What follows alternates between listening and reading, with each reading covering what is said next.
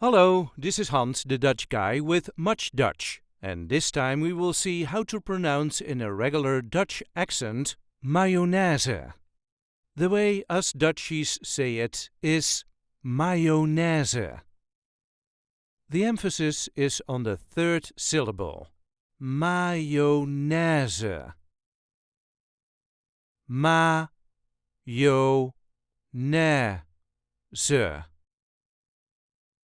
MayoNAIse.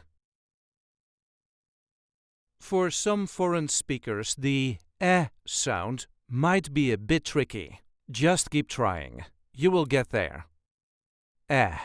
MayoNAIse. MayoNAIse. Friet met mayonaise. Fries with mayonnaise. I hope this video is helpful. You can help us by liking it and subscribing to our channel.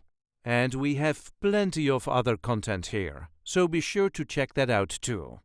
Tot ziens!